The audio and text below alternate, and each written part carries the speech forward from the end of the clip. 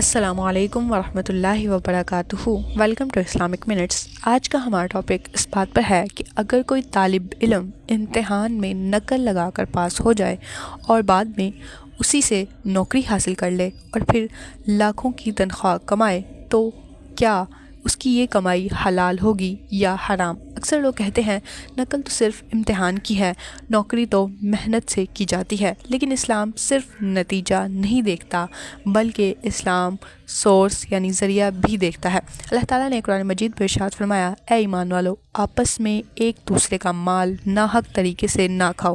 اگر کسی کی نوکری جھوٹ، دھوکہ، فریب پر حاصل ہوئی ہو تو وہ باطل ذریعہ ہوتی ہے۔ نقل کیا ہے؟ امتحان میں نقل جھوٹ، دھوکہ، خیانت ہے، اور اسلام میں خیانت سخت گناہ ہے۔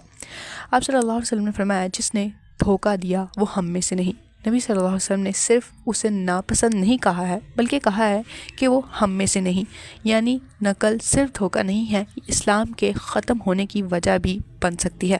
اگر نقل کی بنیاد پر ڈگری ملی ہو اور اسی ڈگری پر نوکری ملے تو وہ نوکری غلط بنیاد پر ہوتی ہے اور اس کی کمائی مشکوک بلکہ حرام بھی ہو جاتی ہے، کیونکہ بنیاد ہی اس کی ناجائز ہے۔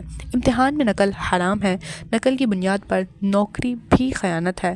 ایسی کمائی میں برکت بالکل نہیں ہوتی ہے۔ سچی محنت، دیانتداری، حلال راستہ ہی کامیابی کی اصل وجہ ہوتی ہے۔